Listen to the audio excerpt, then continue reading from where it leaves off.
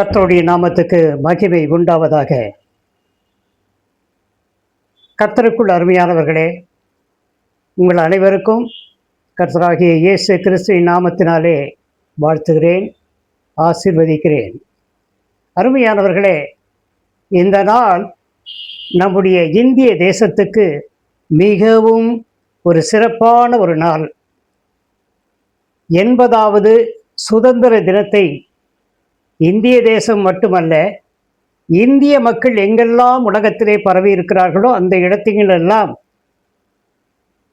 ஒவ்வொருவரும் இந்திய தேசத்தை குறித்து, நம்முடைய சுதந்திரத்தை குறித்து மேன்மை பாராட்டி இன்றைய தினம் கொண்டாடி கொண்டிருப்பார்கள். அப்படி இருக்கின்ற பொழுது உங்கள் எல்லோருக்கும் சுதந்திர தின வாழ்த்துக்களையும் நான் தெரிவித்துக் கொள்கிறேன். அருமையானவர்களே, இந்த நாளில் நம்முடைய தியானத்திற்காக சிறிது நேரம், சில நிமிட தியானத்திற்காக எடுத்துக்கொண்ட ஒரு தலைப்பு, ரட்சிக்கப்பட்டவனுடைய சுதந்திரம், ரட்சிக்கப்பட்டவன் சுதந்திரம் என்கிற தலைப்பில் இன்றைக்கு நாம் தியானிக்க இருக்கிறோம். அருமையானவர்களே, 2 கொரிந்தியர் 3ஆம் அதிகாரம் 15 முதல் 17 வசனங்கள் வரையிலும் அங்கே சொல்லப்பட்டிருக்கிற காரியம் என்னவென்று சொன்னால், மோசேயின் ஆகமங்கள் வாசிக்கப்படும் போது இந்நாள் வரைக்கும் முக்காடு அவர்கள் இருதயத்தின் மேல் இருந்தது. இந்த முக்காடு என்பது என்ன? பழைய ஏற்பாட்டின் காலத்திலே என்று சொல்லுகின்ற பொழுது அங்கே பார்த்தீர்கள் என்று சொன்னால், அந்த பழைய ஏற்பாட்டு காலத்திலே மோசேயினுடைய நியாயப்பிரமாணங்கள், அந்த நியாயப்பிரமாணங்களின் அடிப்படையிலே அங்கே பார்த்தீர்கள் என்று சொன்னால், பழைய ஏற்பாட்டு காலத்திலே கண்ணுக்கு கண், பல்லுக்கு பல், பழிவாங்குதல் என்கின்ற காரியங்கள் எல்லாம் இருக்கும். அதுதான் பார்த்தீர்கள் என்று சொன்னால் அவர்களுக்கு கொடுக்கப்பட்டதான ஒரு முக்காடாக இருந்தது. அடுத்து 16ஆம் வசனத்திலே அவர்கள் மனம் திரும்பும் போது அந்த முக்காடு எடுபட்டு போகும். அருமையானவர்களே, நன்றாக கவனியுங்கள். மோசேயின் ஆகமங்கள் வாசிக்கப்படும் போது இந்நாள் வரைக்கும் முக்காடு அவர்கள் இருதயத்தின் மேல் இருக்கிறது. அந்த இருதயத்தின் மேல் இருந்த அந்த முக்காடு என்ன என்று சொன்னால், அப்பொழுது பார்த்தீங்கன்னா அவர்களுக்கு இந்த கண்ணுக்கு கண், பல்லுக்கு பல் என்கின்ற பழிவாங்குதல் உணர்ச்சிகள் எல்லாம் இருக்கும்.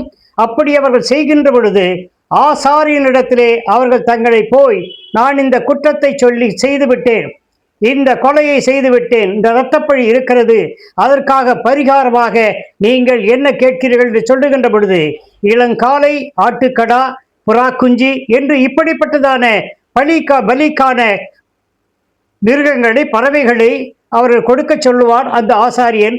அந்த ஆசாரியனிடத்தை கொடுக்கின்ற பொழுது அவர்களுக்கு பாவ நிவாரண பலி, குற்ற நிவாரண பலி என்று சொல்லி அவர்கள் அந்த பலிகளை கொடுத்து அதன் மூலமாக அவர்களுக்கு பரிகாரத்தை கொடுப்பார்கள்.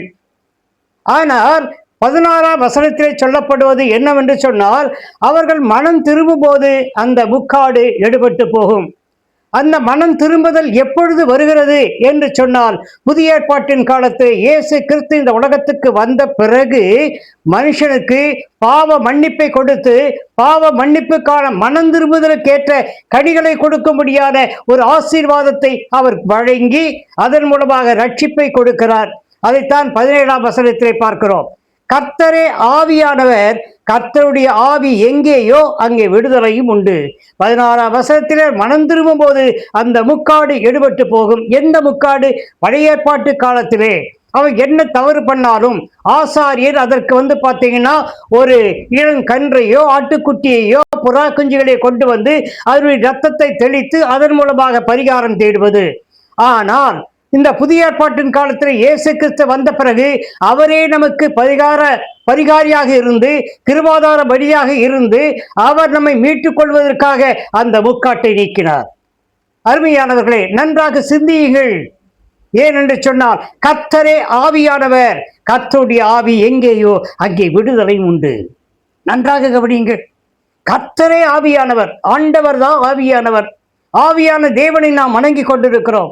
கர்த்தருடைய ஆவி எங்கேயோ அங்கே விடுதலை உண்டு. ஒரு காரியத்தை நான் சொல்ல விரும்புகிறேன், உண்மையாக நடந்த ஒரு காரியம். நான் திண்டுக்கல் எங்களுடைய ஸ்தாபனத்தினுடைய ஒரு கன்வென்ஷனுக்கு போயிருக்கின்ற பொழுது அங்கே சிறப்பு அழைப்பாளராக பேச்சாளராக வந்த அருமையான ஐயா, கர்த்தருக்குள் மரித்த டாக்டர் சாம் ஜெபத்துரை ஐயா அவர்கள் ஒரு நிகழ்ச்சி சொன்னார்கள். ஒரு உண்மையான ஒரு நிகழ்வை சொன்னார்கள். அதை நான் என்னுடைய உள்ளத்திலே நான் உள்வாங்கிக் கொண்டேன். அது எனக்கு பல இடங்களிலே பார்த்துக்கிட்டு சொன்னால், நம்முடைய சுவிசேஷத்தை அறிவிக்கின்ற போதெல்லாம் அந்த அந்த விஷயம், அந்த நடந்த காரியம், அந்த உண்மை நிகழ்வு எனக்கு சொல்லாமல் இருக்க முடியாது. அதைத்தான் இன்றைக்கும் கூட உங்கள் மத்தியிலே நான் சொல்ல விரும்புகிறேன். ஒரு மனுஷன் இருந்தார். அந்த மனுஷன் பார்த்தீங்கன்னா அவன் வந்துட்டு என்ன பண்ணா, தன் மாமியார் மிகவும் தவறான பாதையிலே போனதுனாலே அவளை என்ன பண்ணா வந்துட்டு வெட்டி தலையை சீவி கொண்டு போய் அந்த போலீஸ் ஸ்டேஷன்ல அவருடைய தலையை கொண்டு போய் வைத்தார். அதன் காரணமாக அவனுக்கு தண்டனை வழங்கப்பட்டது. தண்டனை வழங்கி அது பார்த்தீங்கன்னா அது அவனுக்கு கொலை குற்றமா இருந்ததுனாலே, மிக கொடூரமான கொலையா இருந்ததுனாலே அவனுக்கு தூக்கு தண்டனை வழங்கப்பட்டது. அவனுடைய பெயர் சுப்பிரமணி. சுப்பிரமணி என்கிற அவனுக்கு கிடைக்கப்பட்டதான அந்த கொலை குற்றத்துக்கு தண்டனை அவனுக்கு தூக்கு தண்டனை. இந்த தூக்கு தண்டனைக்கு அவனிடத்துல அநேகர் என்ன பண்ணாங்கன்னா, உனக்கு நான் ஜனாதிபதி இடத்துல கருணை மனு போடலாம், அதன் காரணமா உனக்கு ஏதாவது தண்டனை குறையும் என்று சொல்லி அந்த வழக்கு போயிட்டே இருந்தது. அது ஒரு முடிவே வராம இருந்தது. அவனும் அந்த சிறைச்சாலையிலே தனிமையிலே அடைப்பட்டவனாக இருந்தார். அங்கிருந்து கொண்டிருந்தான். இப்போ பார்த்தீங்கன்னா நேரம் நெருங்கி கொண்டிருக்கிறது. அங்க நீதிபதி சொன்னதான அந்த காரியம் அவனுக்கு தூக்கு தண்டனை உறுதி செய்யப்பட்ட ஒன்றாக இருந்தது. அந்த உறுதி செய்யப்பட்ட நாள் அன்று ஒரு நாள் குறித்திருந்தார்கள். அந்த அதிகாலை வேளையிலே அவனுக்கு தூக்கு மரத்திலே அவனை தூக்கிலே தொங்க விட வேண்டும். அப்படிப்பட்ட சூழ்நிலை இருக்கின்ற பொழுது அவனிடத்திலே அதிகாரிகள், இதெல்லாம் சிறைச்சாலையிலே ஒரு முறைமை, ஒரு மரபு, ஒரு நடைமுறை இருந்தது. அவனிடத்திலே சுப்பிரமணி, உன்னுடைய கடைசி ஆசை என்ன என்று கேட்டார்கள். அந்த ஆசை என்ன என்று கேட்கின்ற பொழுது அவன் சொன்னது என்ன தெரியுமா?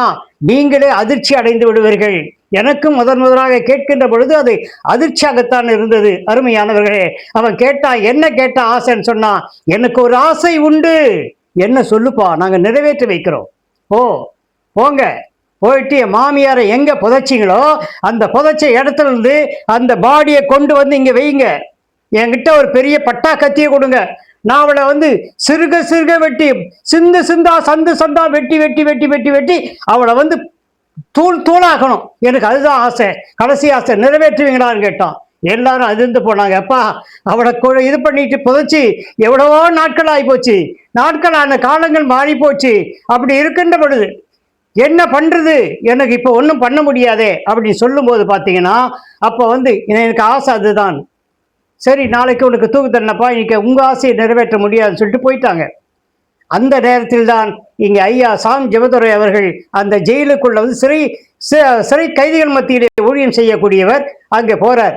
போகும்போது என்னன்னு கேட்டால், இங்கே ஏதாவது விசேஷித்த குற்றவாளி இருக்கிறானா? ஆமாம், நாளைக்கு ஒருத்தர் தூக்கு போடுறோம், அவருடைய கடைசி ஆசை இப்படின்னு சொல்கிறான். ஐயா, நீங்கள் போய் அவங்ககிட்ட பேசுங்க, சமாதானப்படுத்துங்க, ஏதாவது அவன் கடைசி ஆசை தான் நிறைவேற்றலாம் அப்படின்னு.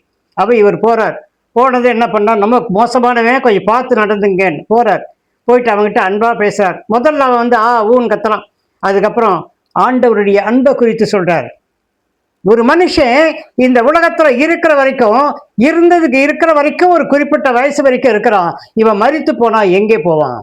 எல்லா மதத்திலும் சொல்லப்படுவது என்னவென்று சொன்னால், இரண்டே வழிகள், ஒன்று சொர்க்கம், இன்னொன்று நரகம். நீ எங்க போவ அப்படி என்று சொல்லுகின்ற பொழுது அவன், நான் எங்க போவேன்னு எனக்கு தெரியாது அப்படின்றான். அப்போ ஆண்டவருடைய அன்பை குறித்தும், நீ ஆண்டவரை ஏற்றுக்கொண்டால் உனக்கு கர்த்தர் ஆவியானவர், கர்த்தருடைய ஆவி எங்கேயோ அங்கே விடுதலை உண்டு.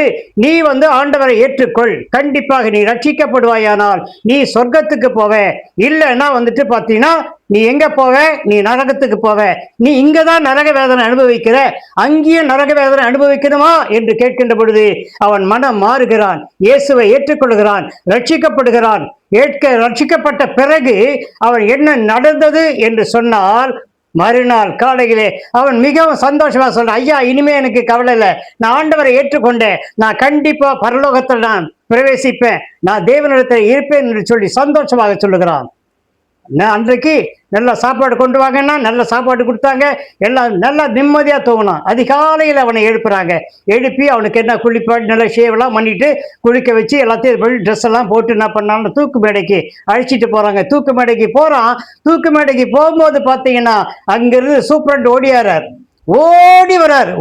சுப்பிரமணி உனக்கு ஜனாதிபதி கிட்ட இருந்து கரணம் பண்ணது இதுவாகி போச்சு, சாங்ஷன் ஆகி போச்சு, உனக்கு விடுதலை.